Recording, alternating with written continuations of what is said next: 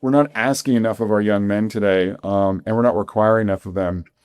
And that's happening in a variety of domains. We need to be thinking about ways to strengthen marriage, particularly in working class communities across the country and across Ohio.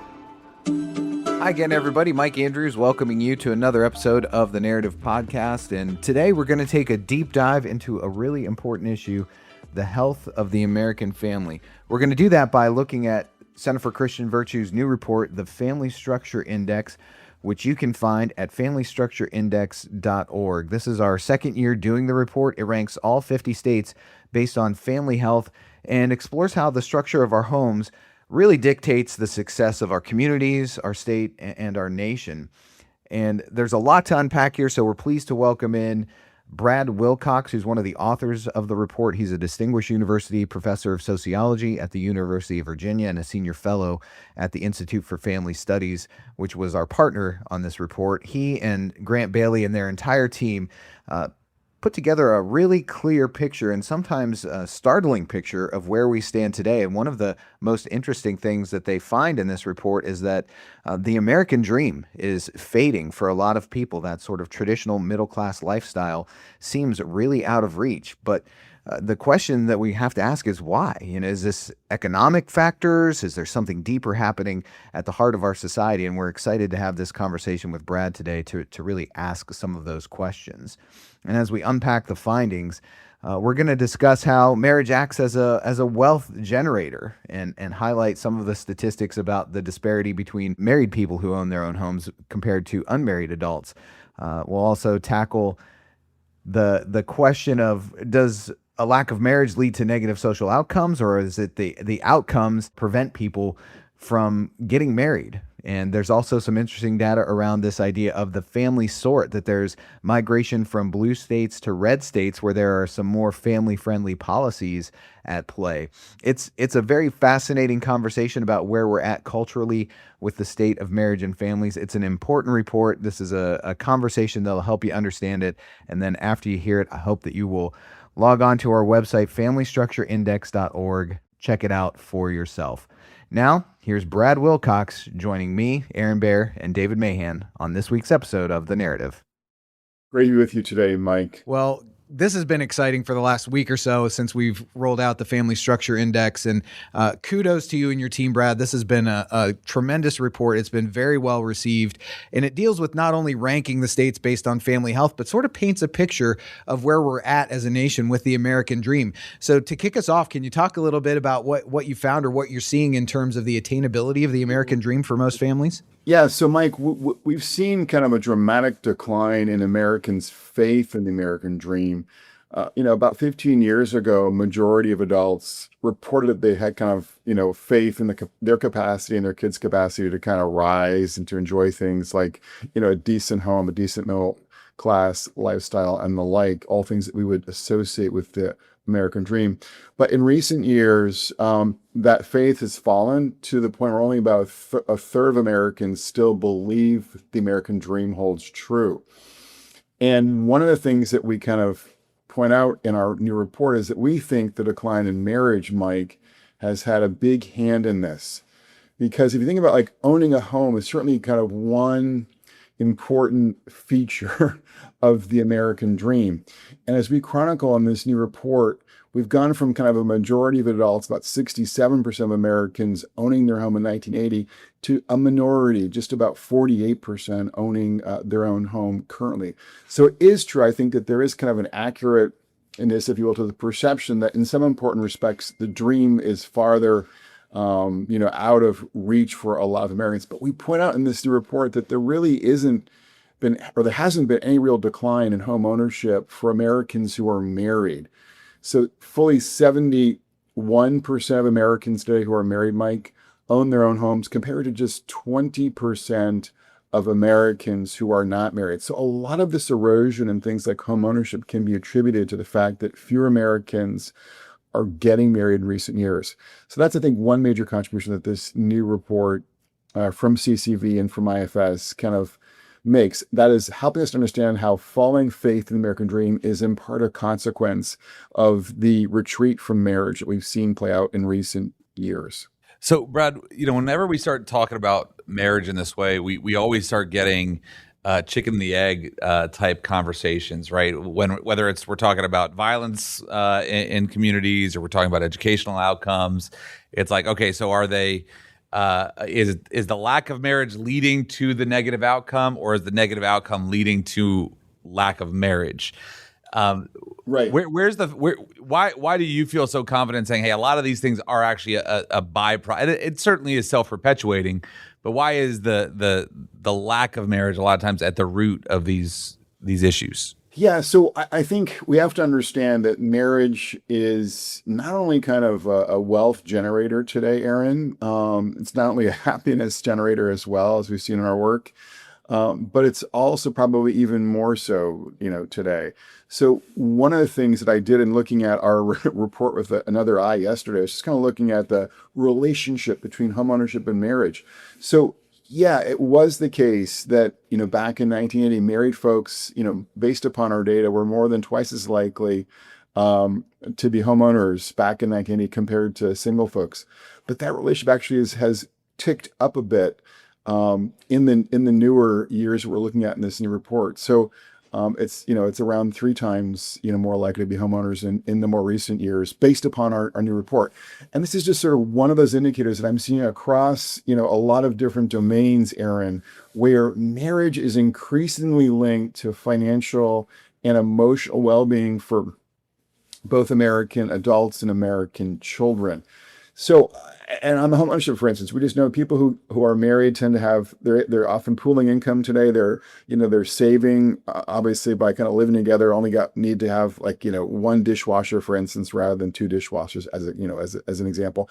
But the other thing too is that getting married and having kids tends to make guys especially work harder, smarter, and more successfully. They tend to earn more money once they've kind of transitioned into marriage and fatherhood. So that's, I think, a factor as well here. And then couples are kind of, again, when they're married and they've got kids, they're often kind of making prudential decisions financially to be able to afford a home. So I do think it's important for folks to realize that marriage itself is a big factor in propelling people into the dream. In fact, when we look at the data, Aaron, we find that marital status is a better predictor now in America of homeownership than race, than ethnicity, than education, and even income. I mean, it's kind of astonishing to sort of look at these numbers in the statistical packages and see marriage is popping. Now, at the same time, it's important to acknowledge, and this is true in Ohio as well, that working class Americans are having greater difficulty in finding their way to the altar.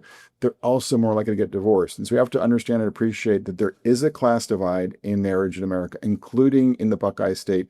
And we need to be thinking about ways to strengthen marriage, particularly in working class communities across the country and across Ohio. The one thing that's interesting on the home ownership front, we just had our gala with Scott Jennings last weekend, and I was talking to a guy that was there who's a cop, and he had been a police officer in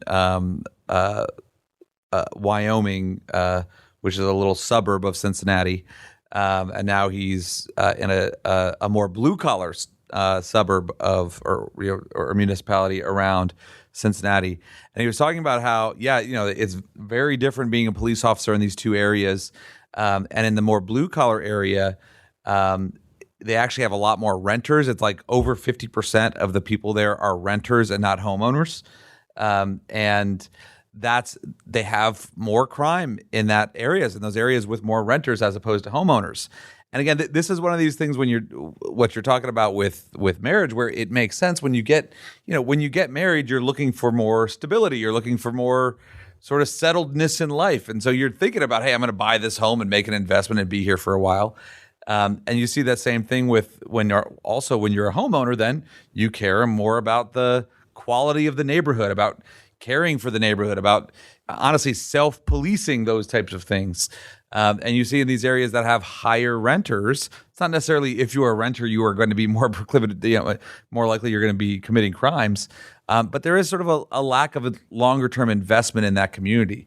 So a lot of these things, again, Brad, every time I see your research, and this is one more example of it, it just sort of makes sense, the sort of logic that follows from it. Yeah, I mean, I think that's all true, Aaron. I think people have to understand that it's in terms of to go back to your chicken and egg question, I'm going to say it's a both and. There's certainly some folks out there who are saying that all of our problems when it comes to marriage and family are cultural, and they tend to be more on the right. And there are folks out there who would say that all of our problems when it comes to family, and if they use the term marriage, are really economic. They're a reflection of the fact that certain groups of folks are experiencing greater financial strains, less resources, less employment. And all I want to sort of say is, look, folks, you're both correct. We can see in the data there is a major gap between conservatives and liberals in terms of folks who are married and in terms of fertility, for instance, two big factors in our new family structure index. But we're also seeing a big class divide, especially when it comes to marriage, where a majority of college-educated Americans are married and a minority of less educated Americans are married. And we've got to figure out ways, from my perspective, to both strengthen the culture of marriage, having people understand and appreciate that, getting married before you have kids, staying married once you have kids, treating sex and relationships a lot more seriously than we currently do. These are all really important factors in strengthening families across America, across Ohio.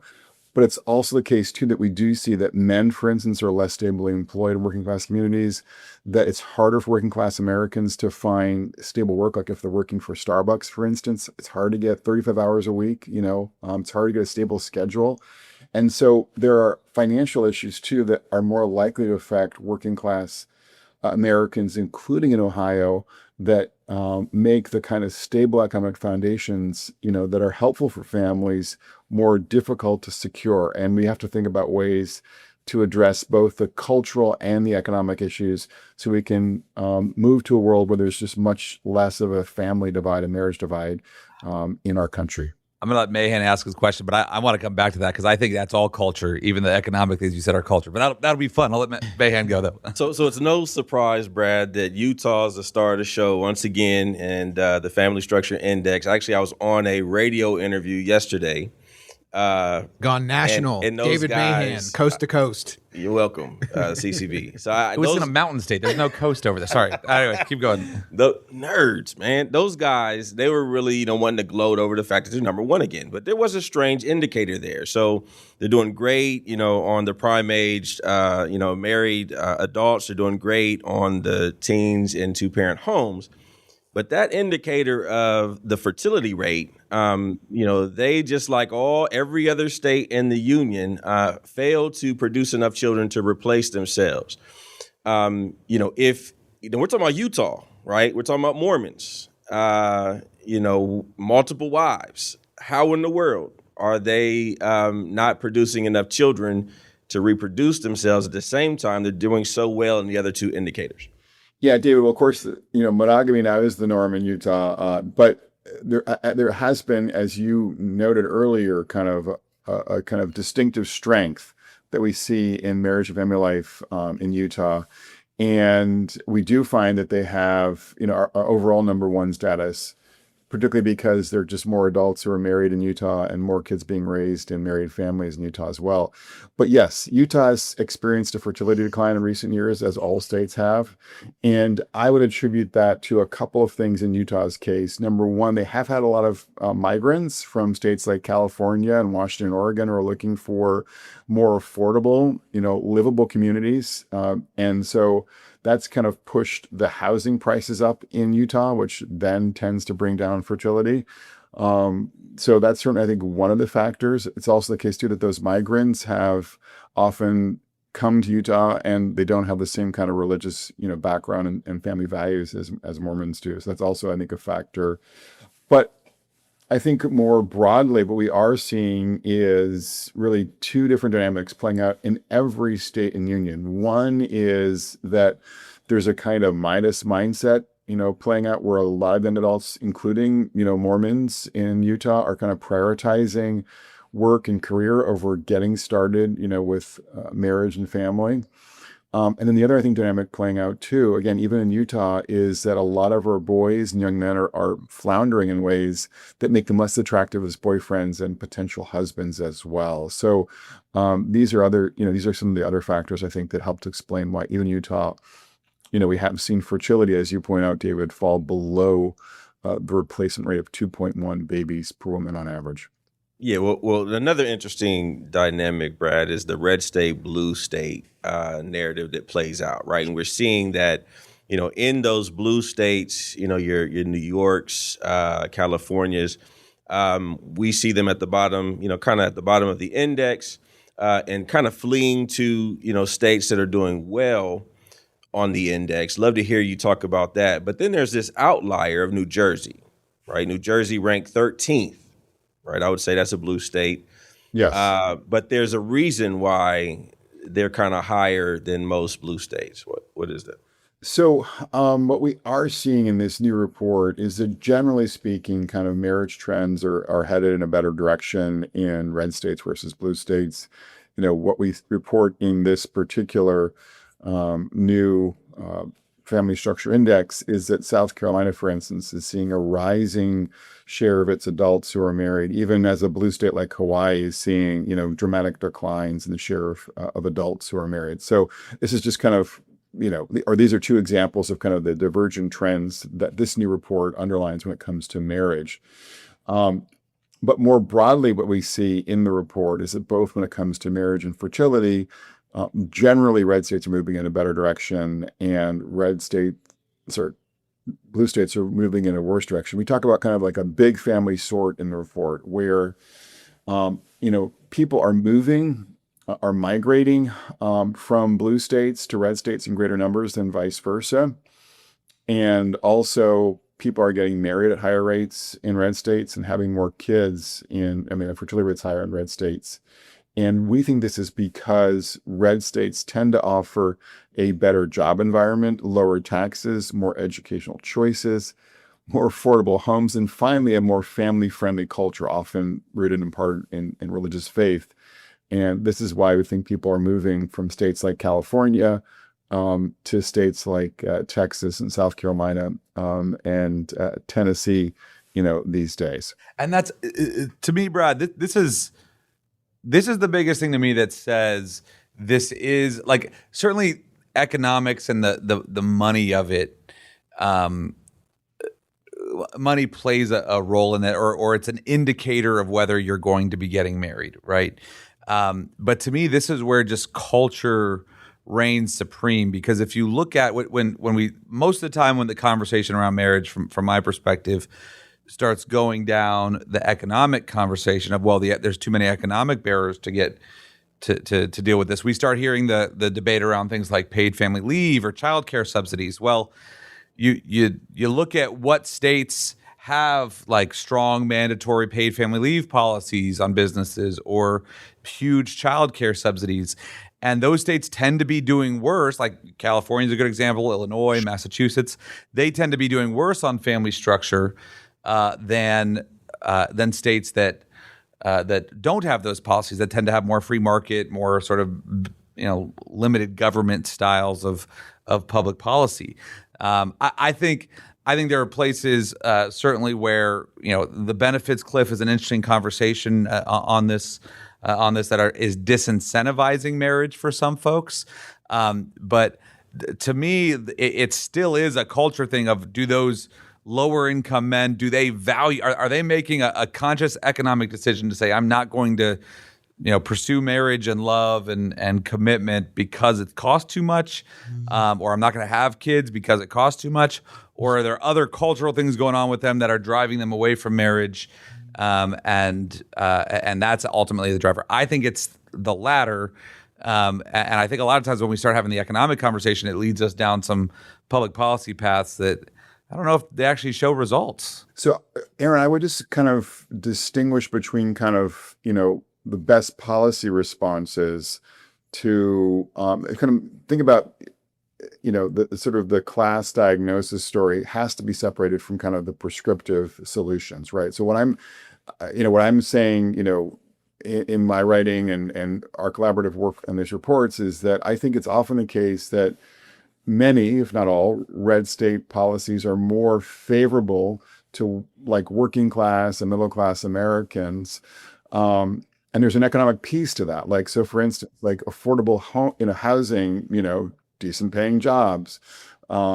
These are all things. And there's great evidence, for instance, telling us that like we can look at shifts in fertility, not just across the country, but regionally, based upon shifts in housing prices in regions, again, not just across the entire country. So I think we do have, and again, there's no question too, that for whatever reason, working class Americans, or whatever reasons, working class Americans are just way less likely to get married in the first place and way more likely to get divorced in the second place. Now, again, is it a cultural issue that's dividing the classes, or is it an economic issue?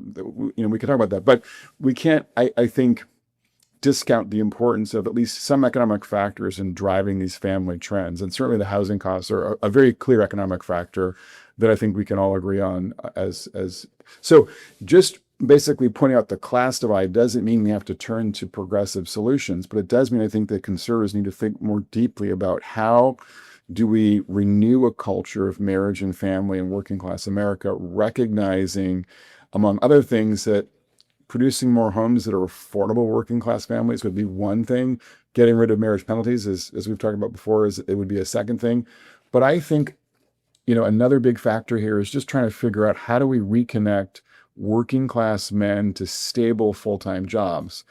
And again, there are some sectors, our work at IFS shows, for instance, that men and women, in the retail and in the sort of lower rungs of the service, sector are just way less likely to be getting married. And that, I think, is a part of cultural story, a selection story, but I think it's also the case too that in this part of the economy, getting full-time work is actually a lot more challenging than many of us might realize.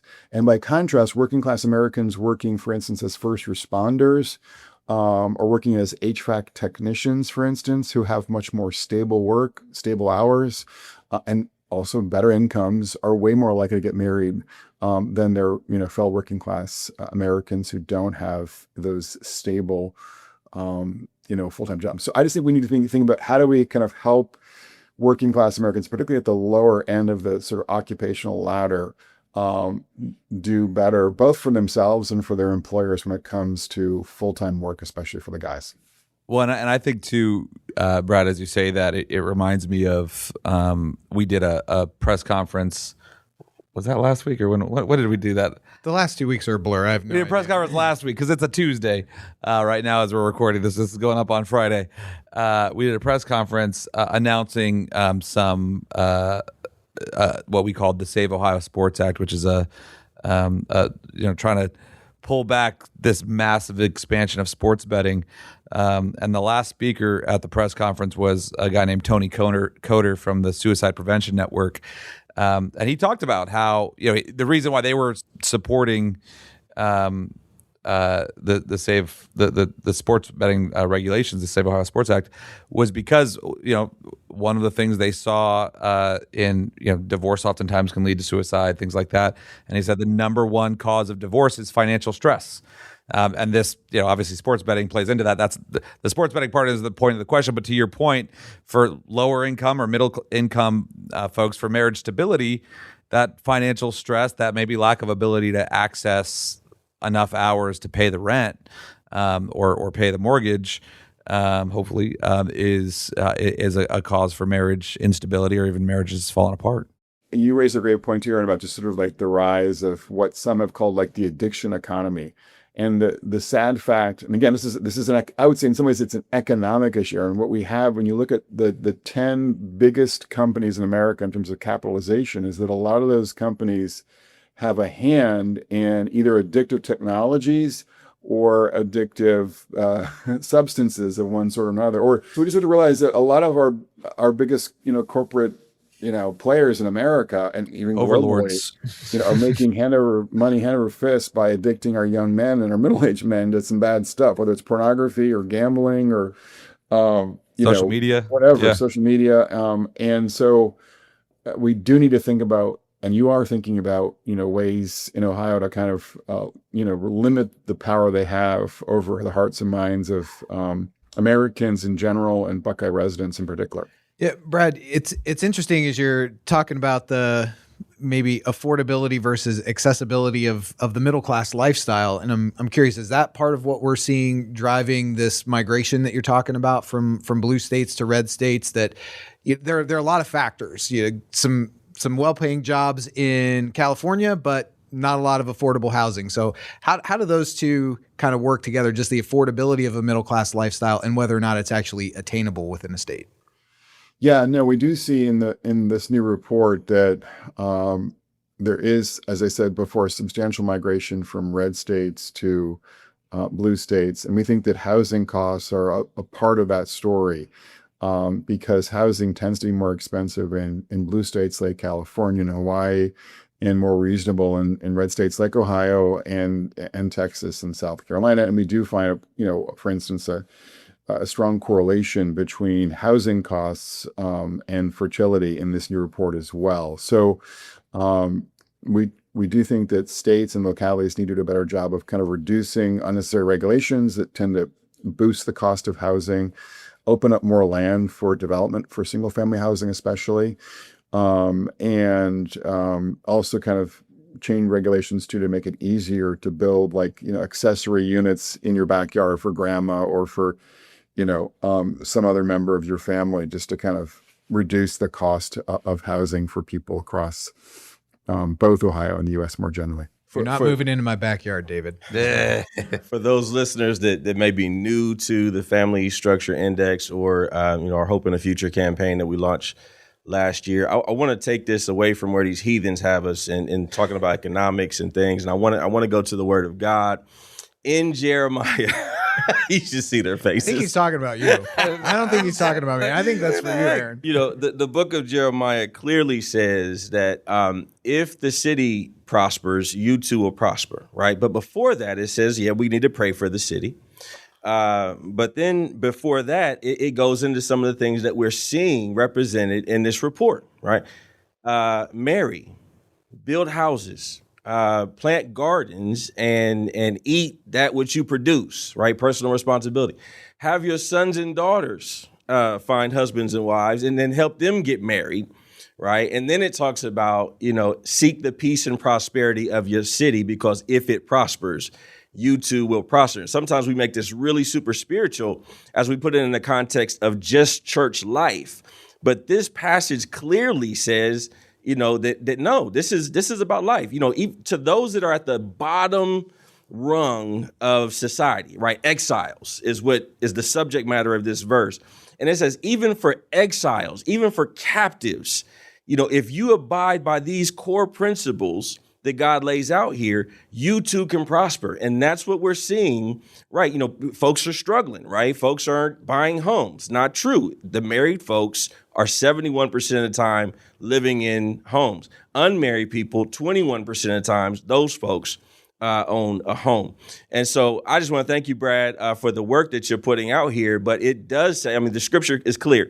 If my people fail to praise me, I'll cause the rocks to cry out. And no offense, but we'll have secular economists, secular academics, secular social folks, and they're all saying the same thing. Fox News this week is declaring the truth of God, and this report illustrates that in a beautiful way. So I want to be clear here that in this new report, David, as we do argue that religion is a big factor both in marriage and fertility. So the faith factor, if you will. And we find more particularly is that church going explains about 57% of the difference, if you will, in fertility rates between states across America. So states with higher religious attendance like Utah and Mississippi are having, comparatively more kids than states like Vermont and Massachusetts, who have very low fertility rates and many fewer people who are regularly attending church. So there's definitely a way in which, part of the findings that are, being reported in this new report are kind of reflective of this religious divide that your, question was just pointing us towards. this is the first time. Just today, David's called me a heathen, so I'm But not this week. not this week though. just today. But I do want to go back to my heathen questions. Apparently, I said what I said. right? Brad, I want to talk about.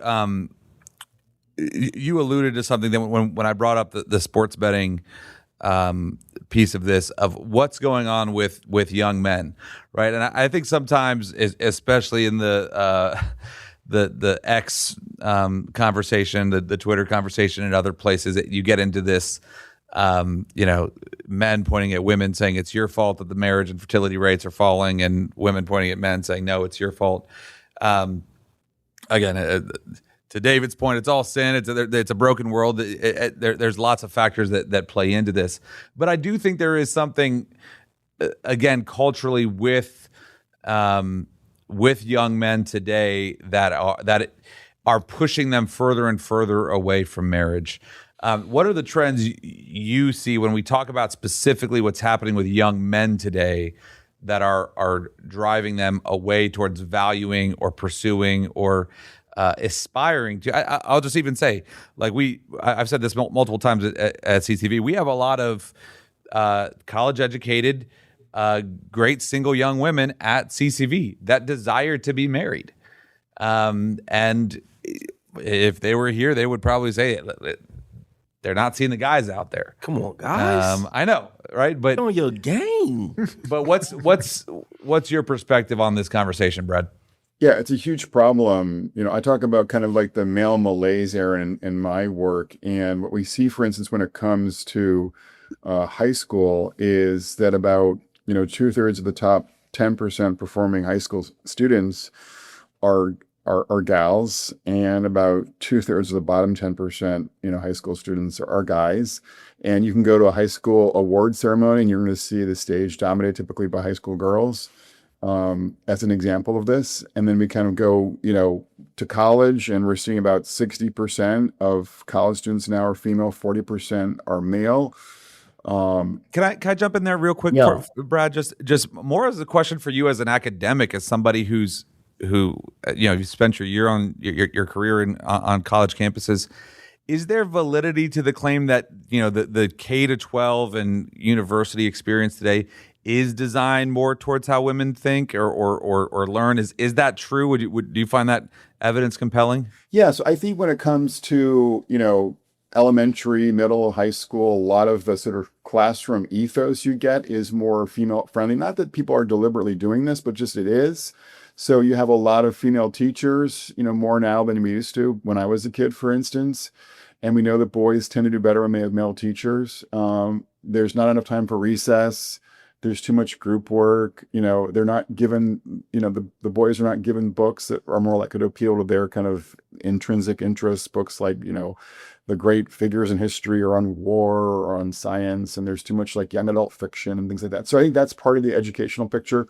And then as you're into high school and college, I think, the young men definitely get the sense that a kind of more progressive worldview is either implicitly or explicitly being kind of articulated in the classroom on things like history and politics and the like. And so that can be a turnoff.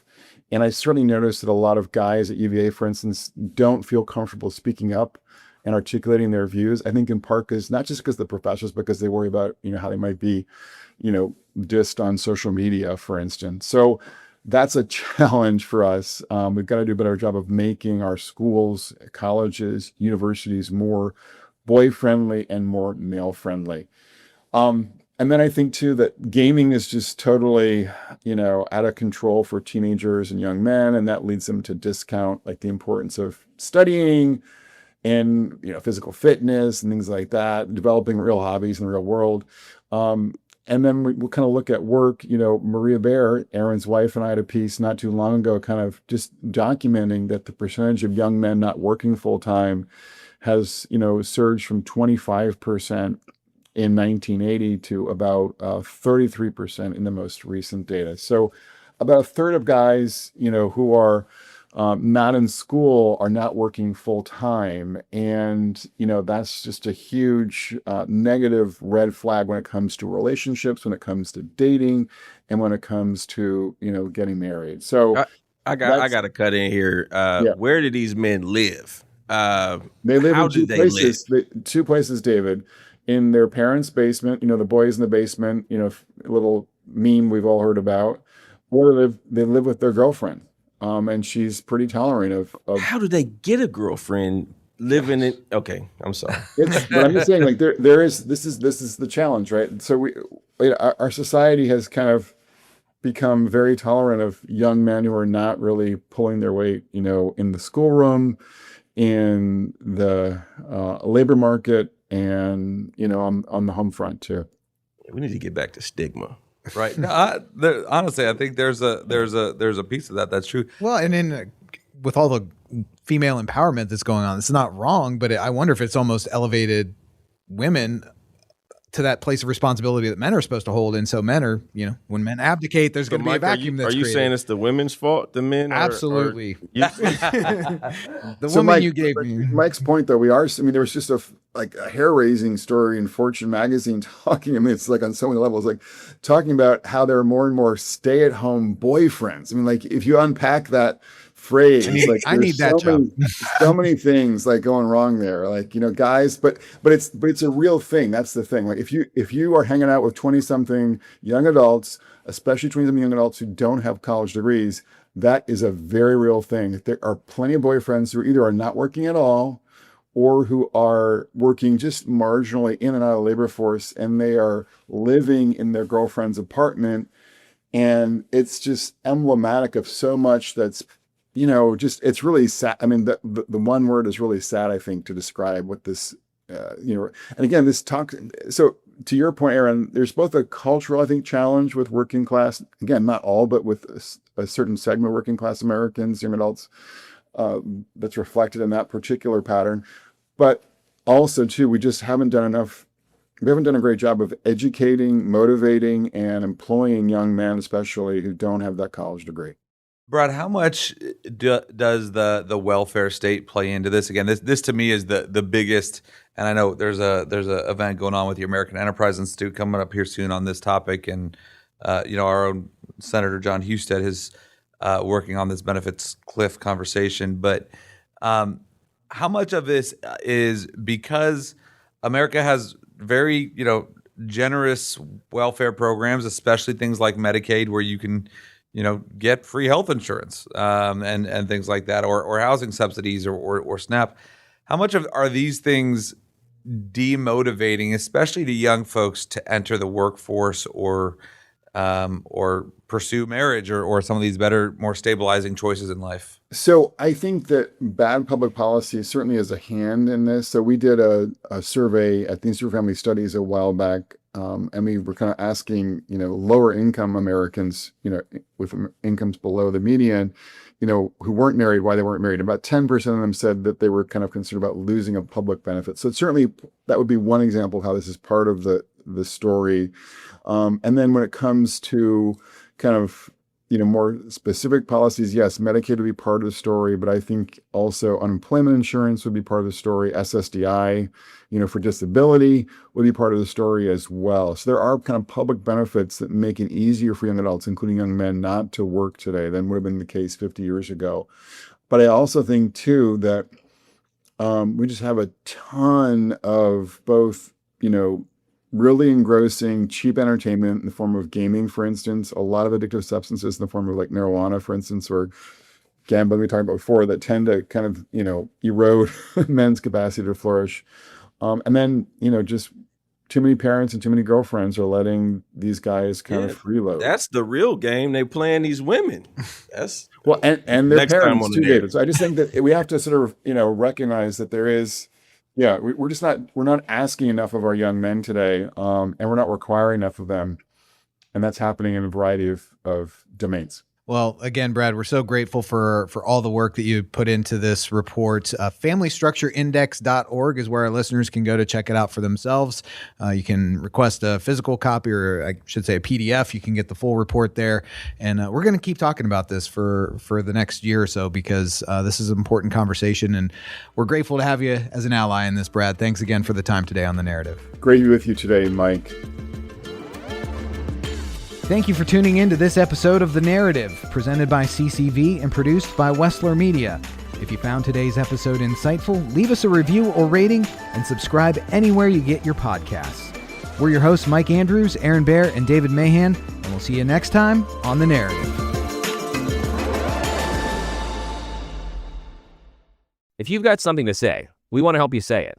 I'm Vince Tornero. Since 2018, Wessler Media has helped churches, organizations, and events amplify their message through podcast, video, and social media.